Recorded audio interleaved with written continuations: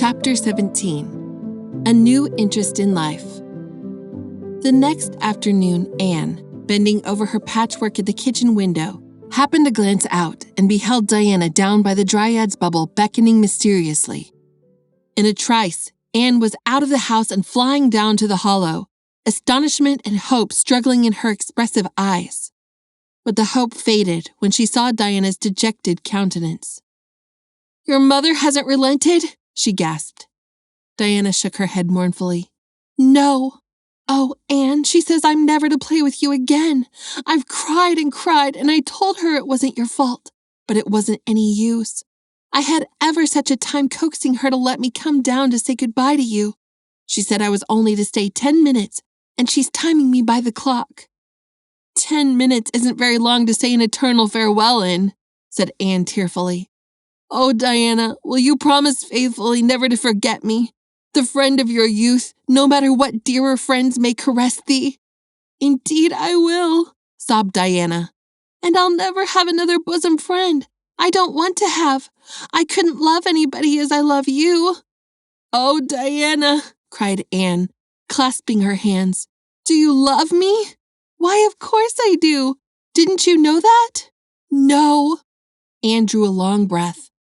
"I thought you liked me, of course, but I never hoped you loved me. Why, Diana, I didn't think anybody could love me. Nobody ever has loved me since I can remember. Oh, this is wonderful. It's a ray of light which will forever shine on the darkness of a path severed from thee, Diana. Oh, just say it once again." "I love you devotedly, Anne," said Diana staunchly. "And I always will. You may be sure of that." "And I will always love thee, Diana," said Anne, solemnly extending her hand. "In the years to come, thy memory will shine like a star over my lonely life, as that last story we read together says. Diana, wilt thou give me a lock of thy jet-black tresses in parting, to treasure forevermore?" "Have you got anything to cut it with?" queried Diana, wiping away the tears which Anne's affecting accents had caused to flow afresh, and returning to practicalities. "Yes, I've got my patchwork scissors in my apron pocket, fortunately," said Anne. She solemnly clipped one of Diana's curls. "Fare thee well, my beloved friend. Henceforth, we must be as strangers, though living side by side, but my heart will ever be faithful to thee." Anne stood and watched Diana out of sight, mournfully waving her hand to the latter whenever she turned to look back. Then she returned to the house, not a little consoled for the time being by this romantic parting. "It's all over," she informed Marilla. "I shall never have another friend. I'm really worse off than ever before, for I haven't Katie Maurice or Violetta now, and even if I had, it wouldn't be the same. Somehow little dream girls are not satisfying after a real friend. Diana and I had such an affecting farewell down by the spring. It will be sacred in my memory forever.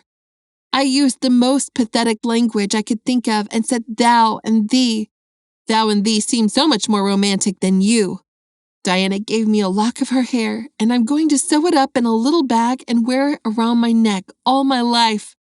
Please see that it is buried with me, for I don't believe I'll live very long. Perhaps when she sees me lying cold and dead before her, Mrs. Barry may feel remorse for what she has done, and will let Diana come to my funeral." "I don't think there's much fear of your dying of grief as long as you can talk, Anne," said Marilla unsympathetically. The following Monday, Anne surprised Marilla by coming down from her room with her basket of books on her arm and hip, and her lips primmed up into a line of determination. "I'm going back to school," she announced. "That is all there is left in life for me, now that my friend has been ruthlessly torn from me. In school, I can look at her and muse over days departed." "You'd better muse over your lessons and sums," said Marilla, concealing her delight at this development of the situation.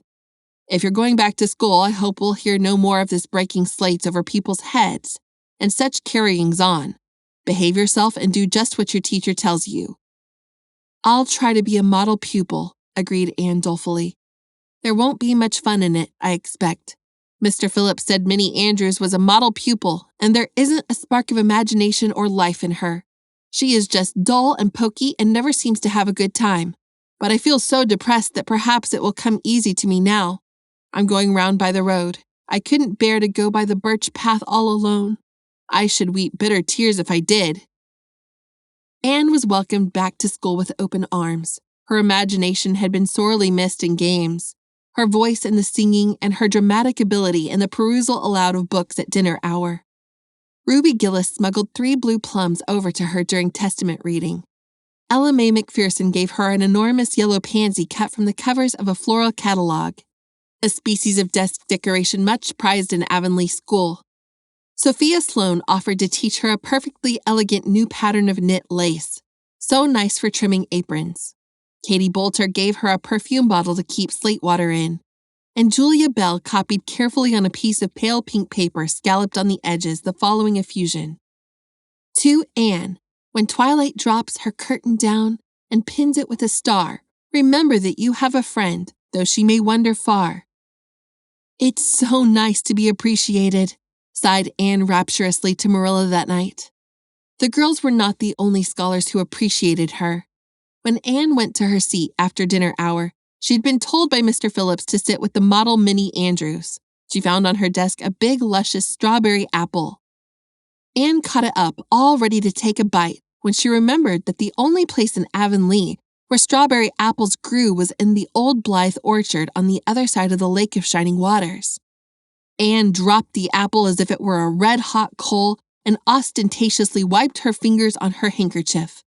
The apple lay untouched on her desk until the next morning, when little Timothy Andrews, who swept the school and kindled the fire, annexed it as one of his prerequisites. Charlie Sloane's slate pencil, gorgeously bedizened with striped red and yellow paper, costing 2 cents where ordinary pencils cost only 1, which he sent up to her after dinner hour, met with a more favorable reception.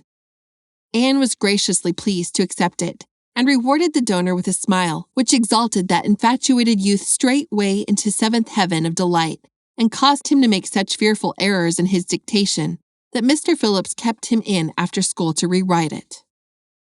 But as the Caesar's pageant shorn of Brutus's bust did but of Rome's best son remind her more, so the marked absence of any tribute or recognition from Diana Barry, who was sitting with Gertie Pye, embittered Anne's little triumph.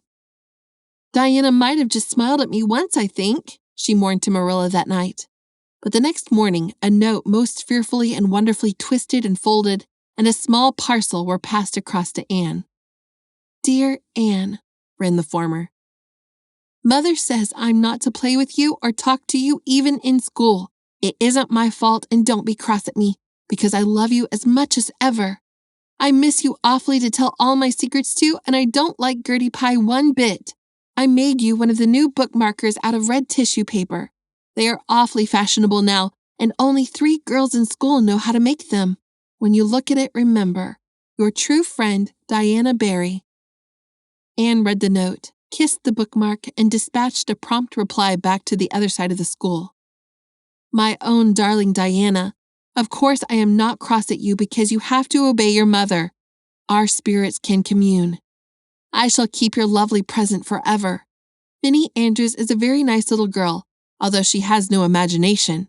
But after having been Diana's bosom friend, I cannot be Minnie's. Please excuse mistakes because my spelling isn't very good yet, although much improved.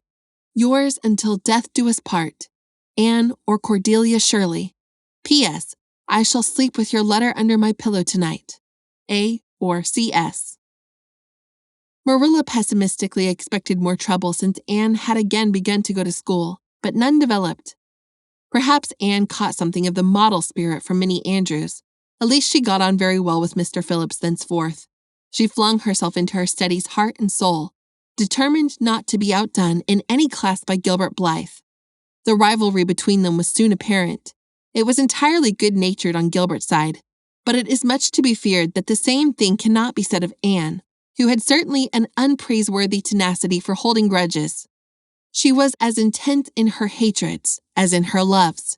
She would not stoop to admit that she meant to rival Gilbert in schoolwork, because that would have been to acknowledge his existence, which Anne persistently ignored. But the rivalry was there, and honors fluctuated between them. Now Gilbert was head of the spelling class. Now Anne, with a toss of her long red braids, spelled him down. One morning Gilbert had all his sums done correctly and had his name written on the blackboard on the roll of honor. The next morning, Anne, having wrestled wildly with decimals the entire evening before, would be first. One awful day they were ties and their names were written up together. It was almost as bad as a take notice, and Anne's mortification was as evident as Gilbert's satisfaction. When the written examinations at the end of each month were held, the suspense was terrible. The first month, Gilbert came out 3 marks ahead. The second, Anne beat him by 5, but her triumph was marred by the fact that Gilbert congratulated her heartily before the whole school. It would have been ever so much sweeter to her if he had felt the sting of his defeat. Mr. Phillips might not be a very good teacher, but a pupil so inflexibly determined on learning as Anne could hardly escape making progress under any kind of teacher. By the end of the term, Anne and Gilbert were both promoted into the 5th class and allowed to begin studying the elements of the branches, by which Latin, geometry, French, and algebra were meant. In geometry, Anne met her Waterloo. "It's perfectly awful stuff, Marilla," she groaned. "I'm sure I'll never be able to make head or tail of it. There is no scope for the imagination in it at all. Mr. Phillips says I'm the worst dunce he ever saw at it. And some of the others are so smart at it. It is extremely mortifying, Marilla. Even Diana gets along better than I do, but I don't mind being beaten by Diana.